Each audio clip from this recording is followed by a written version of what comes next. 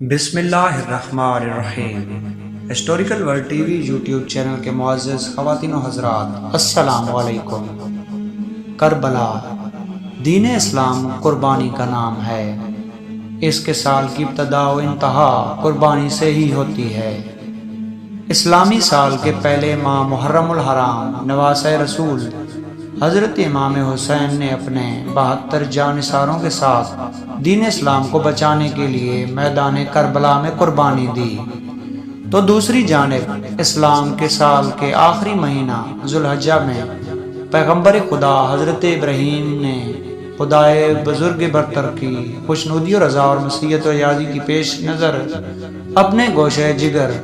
حضرت اسماعیل کی قربانی دینے کے لیے تیار ہیں۔ خدا کے حکم سے ان کے فرزند کی جگہ قربانی کے لیے دمبا آ جاتا ہے۔ یوں حضرت ابراہیم علیہ السلام اپنے امتحان میں پورے اترتے ہیں۔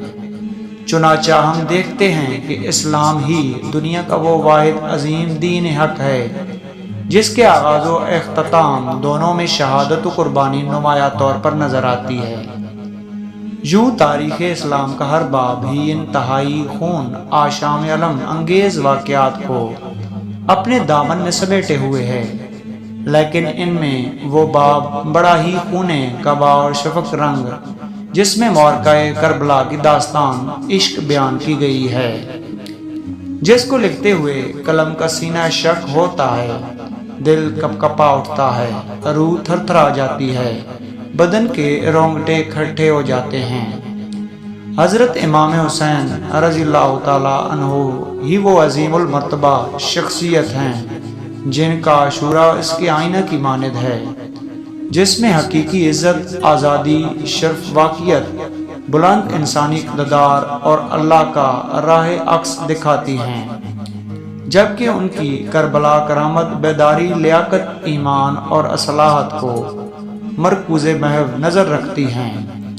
امام حسین رضی اللہ تعالیٰ عنہ نے اپنے کردار کے ذریعے مسلمانوں کو یہ درس دیا کہ اگر تم واقعتاً دیانتدار اور تبع خدا اس دین پر مکمل عقیدہ و ایمان ہے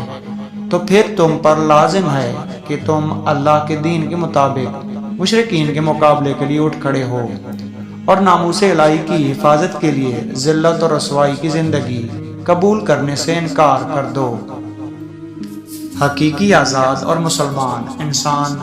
وہ ہے جو اپنے گردن میں صرف اور صرف اطاعت الہی اور عبودیت کے خداوندی کا طوق ڈالنا پسند کرتا ہے، جبکہ کسی بھی ایسی طاقت کے سامنے جو غیر اللہ سر تسلیم خم نہیں کرتا ان کے مقابلے میں سیسا پلائی دیوار کی مانند ڈٹ کر کھڑا ہو جاتا ہے۔ اسلام کی حفاظت اور امام حسین رضی اللہ تعالیٰ عنہ کی پیروی کا جذبہ ہی ہے جو فداکاری سے سرشار ہے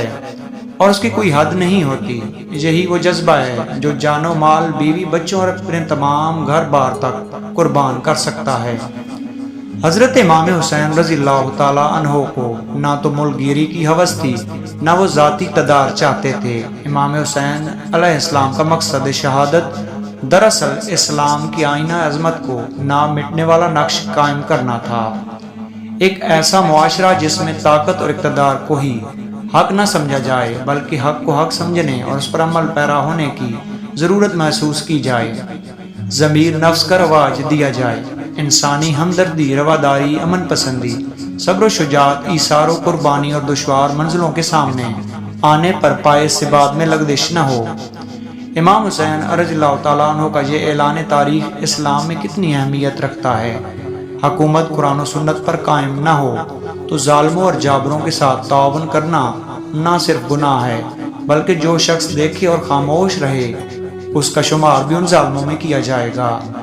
اس طرح کی ذلت کی زندگی سے موت ہی بہتر ہے۔ نواسۂ رسول صلی اللہ علیہ وسلم عاشورہ اپنے خاندان، رفقا اور عزیز کی قربانیوں میں پیش کرتے ہوئے نو انسان یہ کہنے میں حق بجانب ہوتے کہ حق باطل کے سامنے جھک گیا ہے، لیکن امام حسین رضی اللہ تعالیٰ عنہ نے میدان کربلا میں جو عظیم قربانی پیش کی ہے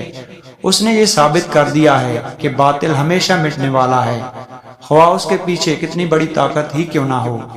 لہٰذا ہم شہدائے کربلا کی روحوں کو خراج عقیدت اس طرح پیش کر سکتے ہیں کہ باطل کی قوتوں کے خلاف جہاد کریں